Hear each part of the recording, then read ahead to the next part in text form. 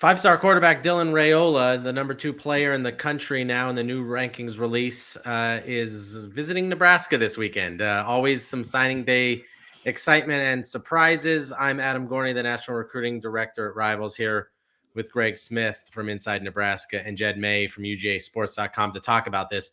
Let's start with Jed. Committed to Georgia for a long time now, had previously been committed to Ohio State.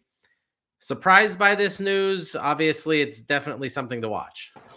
Yeah, definitely surprised, only because, like you said, Raiola moved across the country pretty much to be close to Georgia. He's been at pretty much every home game. He's at all these official visit weekends, helping build Georgia's class. So to hear this kind of come up last night, and you talk about some Georgia commits, it caught them off guard. I think it is maybe not yesterday itself, but in the past couple of days, it's caught Georgia off guard. Georgia was in home with Raiola like late last week, the Wednesday or Thursday. So it's a bombshell. It is. It's huge. It's unexpected. Nothing's finalized, obviously, but it's trending towards Georgia all of a sudden. Losing its top-ranked player in the class, the top-ranked quarterback in the class, and that's something that even in the world of recruiting we live in nowadays, I don't think anybody really expected at this point. Yeah, very interesting situation. Carson Beck obviously has what some would consider a very surprising, successful year. I think a lot of people thought he would be serviceable, would be good, could lead Georgia back to the college football playoff. He was better than expected, but probably returns next year. So Raiola would sit behind him, and we would see how that would go. But after that, it's pretty much a wide open competition in Athens. Sort of set up for him to take over, maybe, which is surprising. Greg, I talked to Dominic Raiola, his dad, last night, and this is the quote. "We're going on a visit. That place is home. It's in his blood. His last name is in the stadium. Nothing wrong with going there to see." That doesn't read like, hey, we're just taking a trip. That seems pretty serious that they're going to take not a first look, but this is like the 5th look that they're going to take at Nebraska.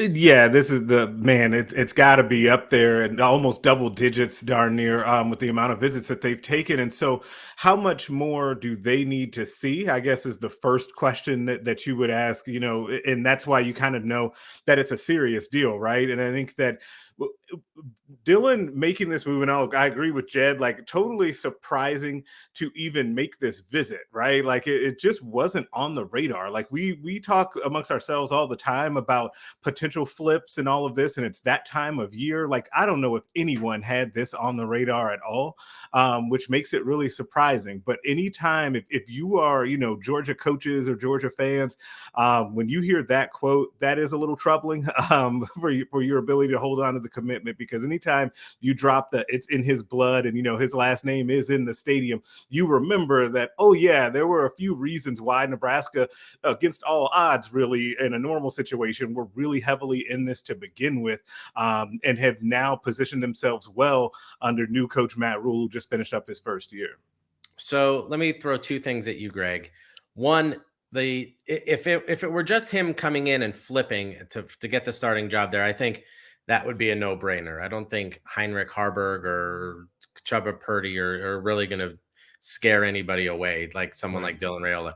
But Kyle McCord is visiting this week, and he is Ohio State's starting quarterback. And what's weird is that, and this is how recruiting goes in 2023, McCord and Raiola would have been teammates at Ohio State if everything just stayed normal. And now they might be teammates at Nebraska.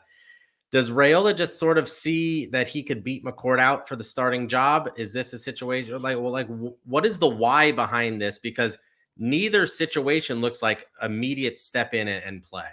Yeah, it's interesting because, and this is all of this is breaking yesterday. Kyle McCord is literally on Nebraska's campus as that is going on. So to have been a fly on the wall as kind of the news is going nuts on social media and we're reporting it. And then, oh, by the way, he's in a meeting or at a dinner with Marcus Satterfield, the offensive coordinator, and Matt Rhule. Like that had to be super awkward, except for I believe that Matt Rhule and those guys probably had a frank conversation with him about the interest in Dylan Raiola. And it is the same conversation that you have with Danny Kalen that you had beforehand that you're going to have again, which is we have to take our swing at, the top quarterback in the country who is a legacy at this school. Like, you can't just walk away from that. And on the point of, whether or not Dylan feels that he can come in and start, I think that you're right. There was no one scaring him on the roster already. That was going to kind of be a roadblock for him starting. Kyle McCord is a roadblock for that, but I think that what you could end up in a situation is maybe you can go to Dylan and say, hey, listen, you have a senior quarterback that only has one more year left of eligibility. We can work you in, have different packages for you, and kind of do it that way to where then when your sophomore season comes, you don't redshirt during your freshman year. When your sophomore season hits, you hit the ground running. It's your team, your program, and we get this thing rolling.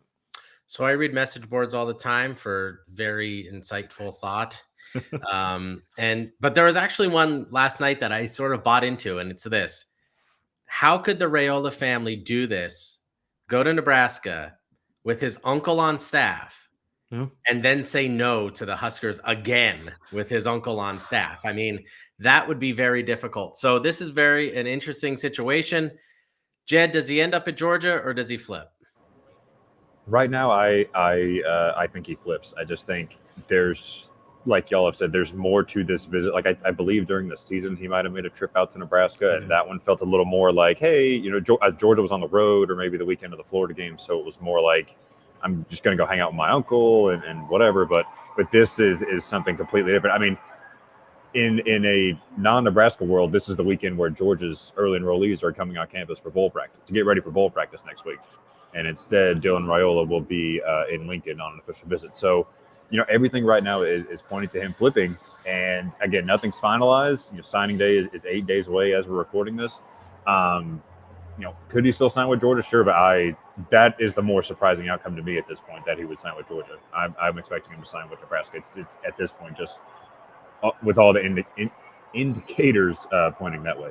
Yeah, I think over the weekend, this is the important thing to watch. If Georgia starts offering DJ Lagway and Julian Sayin and trying to flip guys and get a 2025 to reclass to 24, or goes after some portal guys, I think the writing might be on the wall there. It'll be interesting to see. For UJ Sports, that's Jed May. Inside Nebraska, that's Greg Smith. I'm Adam Gorney for Rivals.com.